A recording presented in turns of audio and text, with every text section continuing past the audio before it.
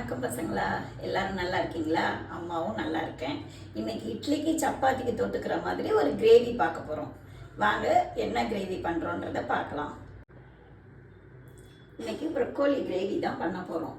இதுக்கு தேவையான பொருள் எல்லாம் இங்கே எடுத்து வச்சுருக்கேன். வாங்க இது என்னென்னு பார்க்கலாம். ஒரு வெங்காயம் எடுத்து நறுக்கி வச்சுருக்கேன். ஒரு தக்காளி நறுக்கி வச்சுருக்கேன். அரை கப்பு தேங்காய் வச்சுருக்கேன். இது இஞ்சி, பூண்டு, ஜீரகம், மிளகு சேர்ந்து இடித்து வச்சுருக்கேன்.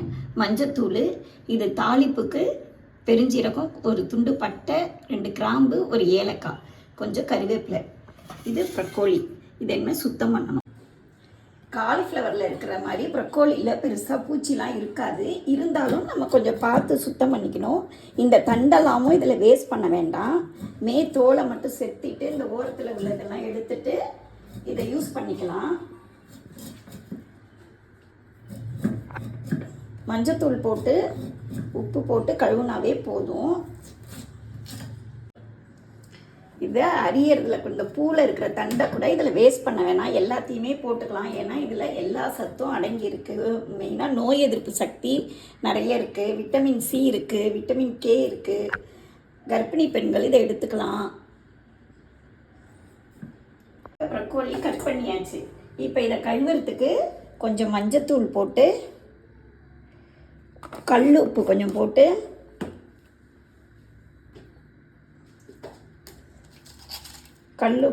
தண்ணி ஊற்றி கழுவிக்கலாம். ஏன்னா இது அதில் எதுவும் கிருமி இருந்தாலும் எடுத்துரும். அதுக்காக தான் இது ரெண்டும் ஆட் பண்ணி கழுவுறது.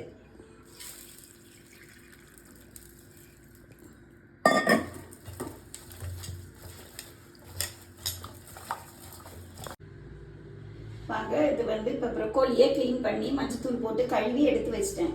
இப்போ இந்த கிரேவி எப்படி செய்யறதுங்கிறத பார்க்கலாம். வாங்க வீடியோக்குள்ள போகலாம்.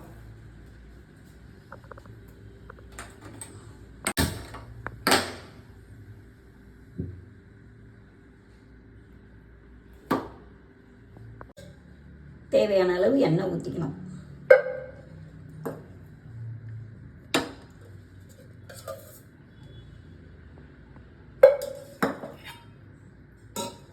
அதுக்கப்புறம் இந்த எண்ணெய் காஞ்சதும் தாளிக்கிற பொருளை இங்கே எல்லாம் வச்சுருக்கேன். அதுக்கு எண்ணெய் சூடாகட்டும். எண்ணெய் காஞ்சிட்டு இப்போ இதில் தாளிக்கிற பொருளை போடுறோம். அடுத்து வெங்காயத்தை போடணும்.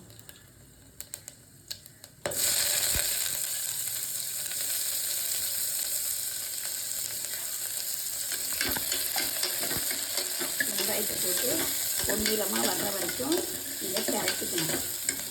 பெரட்டிட்டு இது அரை பெரட்டல் ஆகும்போது இஞ்சி பூண்டு பேஸ்ட்டை சேர்த்துக்கணும். அப்போ தான் இஞ்சி பூண்டு பேஸ்ட்டு சேர்த்து அதையும் பெரட்டணும். அதையும் பெரட்டிட்டு அதுக்கப்புறமா இதில் தக்காளி சேர்க்கணும். இதில் நல்ல ஃபைபர் கண்டென்ட் இருக்குது. அதனால் இது சாப்பிட்டா ரொம்ப நல்லது உடம்புக்கு. விட்டமின் சி இருக்குது, விட்டமின் கே இருக்குது. இது கர்ப்பிணி பெண்கள் எடுத்துக்கிறது ரொம்ப நல்லது. அந்த மாதிரி கால் வலி உள்ளவங்க, முழங்கால் வலி உள்ளவங்க, நான் சாப்பிட்டு எனக்கு கால் வலி போயிருக்கு. என் அனுபவத்தை சொல்கிறேன். நல்லா கேட்கும் கால் வலிக்கு. மஞ்சத்தூள் கொஞ்சம் ஆட் பண்ணிக்கணும்.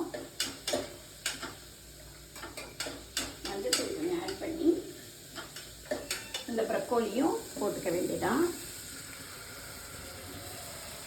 போட்டு ஒரு பெரட்டை பெரட்டி விட்டு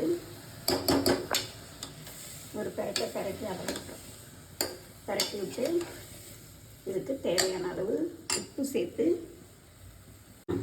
தேவையான அளவு ஒரு 100-150 ml தண்ணி ஊற்றணும். ஊற்றி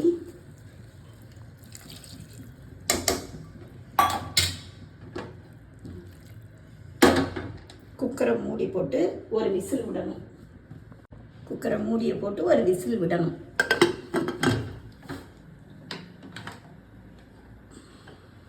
குக்கர் வச்சு 2 விசில் விட்டாச்சு. ப்ரெஷர் ரிலீஸ் ஆகிடுச்சு. இப்போ வாங்க இதை பார்ப்போம்.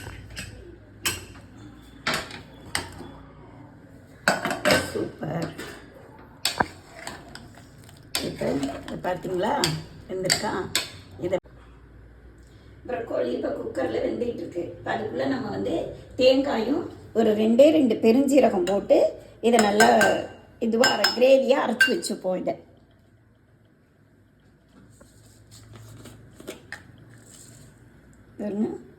அவ்வளோதான், போதும். அது ஃப்ளேவருக்கு தான்.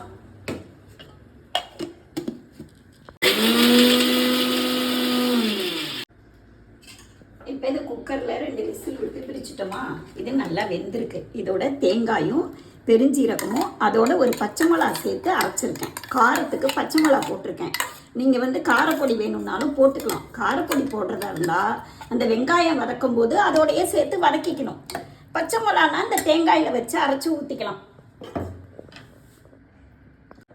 கடைசியாக இதுக்கு மேலே கருவேப்பிலை போடணும். போட்டு இந்த தேங்காய் ஊற்றுனதுக்காக ஒரு கொதி விட்டு விடணும். இதை ஒரு கொதி விட்டு இறக்க வேண்டியதான். இட்லிக்கும் சப்பாத்திக்கும் ரொம்ப சுவையாக சூப்பராக இருக்கும். தோசை பிரியர்கள் தோசைக்கும் வச்சு சாப்பிடலாம், ரொம்ப அற்புதமாக இருக்கும். இதை நீங்களும்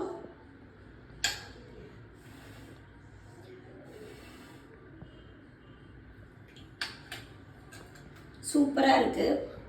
இதை நீங்களும் உங்கள் வீட்டில் ட்ரை பண்ணி பாருங்கள். கமெண்ட் செக்ஷனில் கமெண்ட் பண்ணுங்கள். மறக்காமல் லைக் பண்ணுங்கள், சப்ஸ்கிரைப் பண்ணுங்கள், ஷேர் பண்ணுங்கள், பெல் ஐக்கானை கிளிக் பண்ணுங்கள்.